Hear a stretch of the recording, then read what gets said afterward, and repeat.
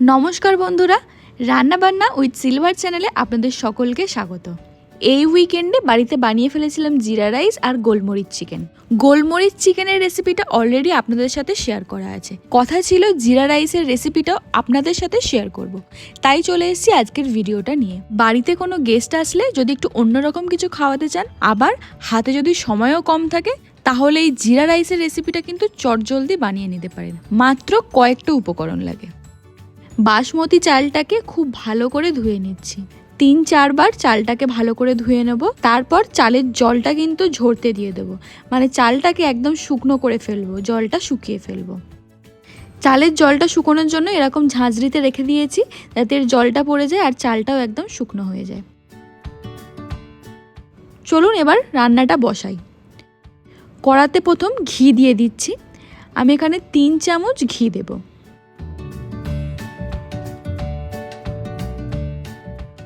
ঘিটা একটু গরম হয়ে গেলে ওর মধ্যে 2টো তেজপাতা দিয়ে দিলাম, এলাচ দিয়ে দিলাম 5-6টা, দারচিনি 2টো স্টিক দিয়ে দিলাম, লবঙ্গ 5-6টা দিয়েছি, আর গোলমরিচও দিয়েছি 4-5টা। এবার ঘিয়ের সাথে হালকা করে মশলাগুলো ভেজে নেব, যাতে ঘিয়ের মধ্যে এই গরম মশলার গন্ধটা হয়ে যায়। আর এর প্রধান উপকরণ হচ্ছে জিরে, তাই জিরেটা 1 চামচ ভরে দিয়ে দিলাম। জিরে ছাড়া তো জিরা রাইস অসম্পূর্ণ, কিন্তু জিরা রাইস বানানোর আগে, জিরে ফোড়নটা দেওয়ার আগে গরম মশলার ফোড়নটা দেবেন, তাহলে কিন্তু জিরা রাইসের সেন্টটা খুব ভালো আসে। এরপর দেখুন শুকনো করে রাখা চালটা দিয়ে দিয়েছি। চালটা দেখেছেন? দেখে একদম বোঝাই যাচ্ছে না যে চালটা আমি ধুয়ে রেখেছিলাম, কারণ চালটা আমি অনেকক্ষণ ধুয়ে শুকনো করতে দিয়ে দিয়েছিলাম, যাতে একদম ঝরঝরে হয়ে যায়। এবার চালটাকে পাক্কা 4 মিনিট আমি একটু ফ্রাই করব এই ঘিয়ের সাথে। এইভাবে 3-4 মিনিট চালটাকে ঘিয়ের সাথে মশলার সাথে ফ্রাই করে নিলে চালের মধ্যে গন্ধটা খুব সুন্দর আসে, আর জিরা রাইসটা হয়ও খুব সুন্দর ঝরঝরে। তাহলে চলুন চালটা কিছুক্ষণ একটু ফ্রাই করে নিই।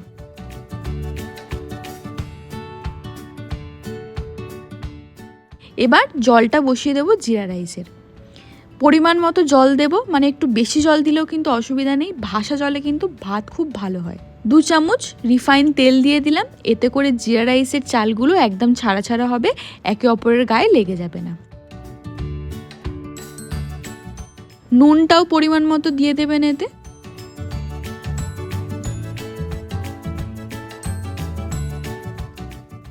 জলটা গরম হয়ে গেলে, যখন ফুটতে শুরু করবে, তখন এর মধ্যে ভেজে রাখা চালটা আমি এর মধ্যে দিয়ে দেব। এবার ভাতটা হওয়ার অপেক্ষায়।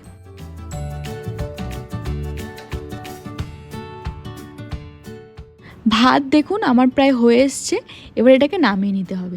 জিরা রাইস কিন্তু করতে একদম বেশিক্ষণ সময় লাগে না, খুব তাড়াতাড়িও হয়ে যায়, আর একটু অন্যরকমও খাবার। একটু স্বাদ বদলের জন্য মাঝে মাঝে জিরা রাইস বাড়িতে করলে কিন্তু খুব একটা বেশি সময় লাগে না। এবার এই জিরা রাইসে আমি ফোড়ন দেব। আমি ঘি গলিয়ে রেখেছিলাম, সেটা এর মধ্যে দিয়ে দিলাম। জিরা রাইসের প্রধান উপকরণ জিরে তো দিতেই হবে, তাই 1 চামচ জিরে এর মধ্যে দিয়ে ঘিটাকে একটু ফুটিয়ে নেব।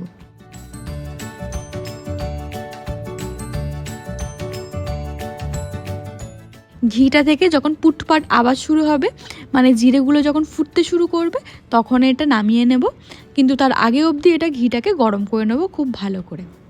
ভাতটা আমি ঢাকা দিয়ে রেখেছিলাম, এবার এই ওপরে জিরের এই ফোড়নটা দিয়ে দিলাম, দিয়ে খুব ভালো করে চালটার সাথে জিরের এই ফোড়নটা ঘিটা মিশিয়ে নেব।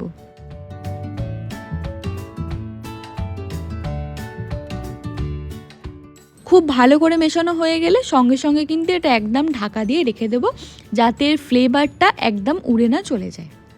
ব্যাস, তারপরে দেখুন কত ঝুরঝুরেভাবে রেডি হয়েছে আমার জিরা রাইসটা। আর সাথে আমি এটা আজকে পরিবেশন করব আমার গোলমরিচ চিকেন দিয়ে। রেসিপিটার লিঙ্ক আমি অবশ্যই ডেসক্রিপশান বক্সে দিয়ে দেবো, যাদের ইচ্ছে হবে গিয়ে দেখে নিতে পারেন। রেডি আমার চটজলদি জিরা রাইস।